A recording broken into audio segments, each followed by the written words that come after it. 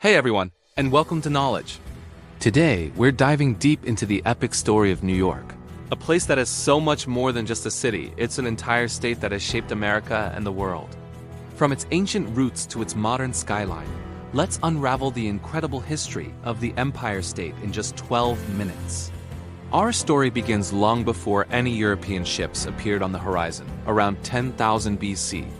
The first people to call this land home were hunter-gatherers, following herds of mammoths and caribou across a landscape still recovering from the Ice Age. Fast forward a few thousand years, and distinct cultures began to flourish.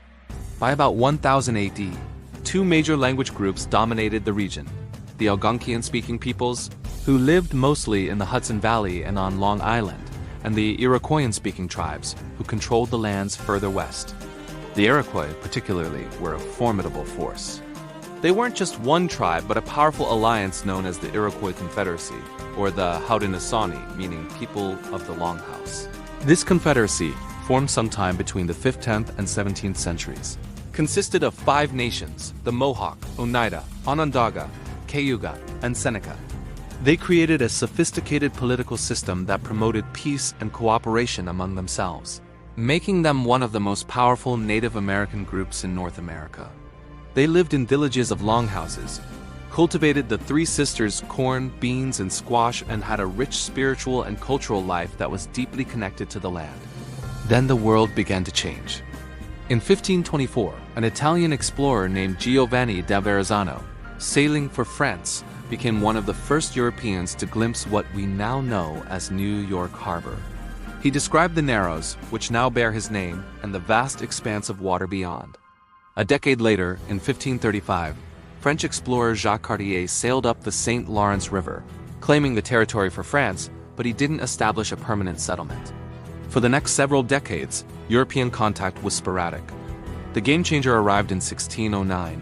An English explorer named Henry Hudson, working for the Dutch East India Company, sailed his ship, the Half Moon, up the river that would soon be named after him.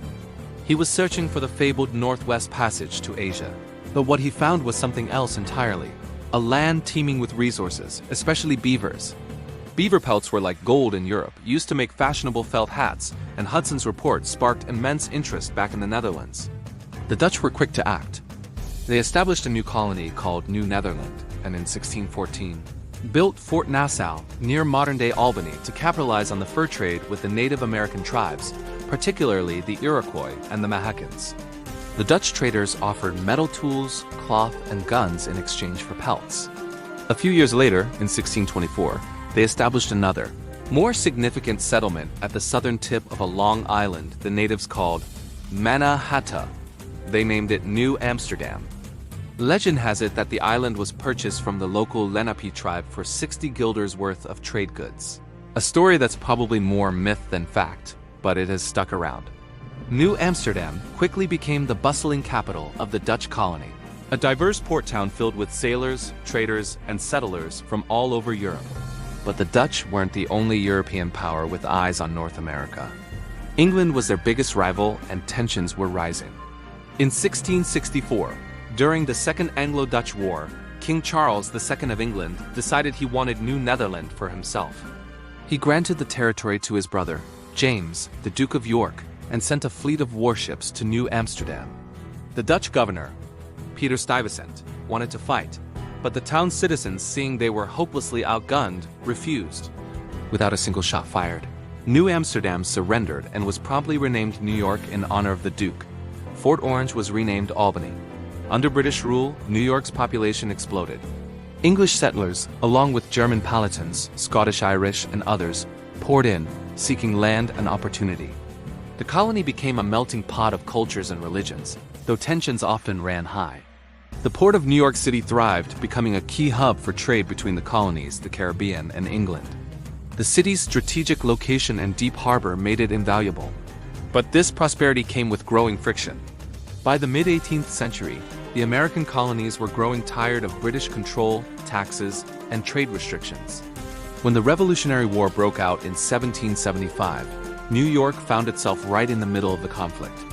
In fact, it's estimated that about a third of all the battles of the Revolution were fought on New York soil. The Battle of Long Island in 1776 was a massive defeat for George Washington's Continental Army, leading to a brutal 7-year British occupation of New York City. The city became the headquarters for the British forces in North America, while the rest of the state saw fierce fighting like the pivotal American victory at the Battle of Saratoga in 1777, which convinced France to join the war on the American side. After America won its independence, New York continued to play a central role. For a brief period, from 1785 to 1790, New York City served as the first capital of the United States. It was here that George Washington was inaugurated as the first president on the balcony of Federal Hall. But the state capital itself moved north to the more central city of Albany in 1797, where it remains today.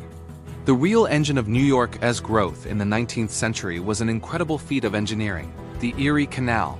Completed in 1825, this 363-mile waterway connected the Hudson River to the Great Lakes, effectively opening up the entire American Midwest to trade. Goods could now flow from the interior of the country to New York City and then out to the world. It was a total game-changer, turning New York City into the nation's premier port and financial center. The state's economy boomed and its population soared. But the 19th century also brought deep divisions. The issue of slavery was tearing the country apart. While New York had begun the process of gradual abolition early on, thanks to figures like Governor William H. Seward, who became a leading voice in the anti-slavery movement, the state was not immune to conflict. When the Civil War erupted in 1861, New York provided more soldiers to the Union Army than any other state, over 400,000 men. However, deep-seated tensions remained. In 1863, the city erupted in the infamous Draft Riots. The federal draft law, which allowed wealthy men to pay to avoid service, angered poor working-class communities, particularly Irish immigrants, who felt they were being forced to fight a war for the freedom of African Americans, who they saw as economic competitors. The riots lasted for days and were some of the deadliest in American history. After the Civil War, New York entered its Gilded Age, a period of immense wealth and staggering poverty. It also became the primary gateway for millions of immigrants seeking a new life in America. Starting in 1892, the Statue of Liberty, a gift from France, stood in the harbor, welcoming arrivals to Ellis Island. Waves of immigrants from Italy, Germany, Ireland, Eastern Europe, and China poured into the state, especially into New York City. They crowded into tenement buildings and worked in factories, fueling the city's explosive growth. By 1900, the city's population had swelled to over 7 million people, a diverse, chaotic, and vibrant metropolis. The 20th century saw New York solidify its position as a global powerhouse. Wall Street became the undisputed center of world finance. Broadway set the standard for theater. Harlem became the heart of a cultural renaissance in African American art, music, and literature. From the Roaring '20s to the Great Depression, from World War II to the Cold War, New York was at the center of it all. It became a city of iconic skyscrapers, world-class museums, and endless energy, a symbol of ambition and reinvention. Of course, the state's history isn't just about the city. Upstate New York developed its own distinct identity, with industries in cities like Buffalo, Rochester, and Syracuse, and beautiful natural landscapes from the Adirondack Mountains to the Finger Lakes. From the ancient longhouses of the Iroquois to the skyscrapers of Manhattan, the story of New York is a story of constant change, conflict, and creation.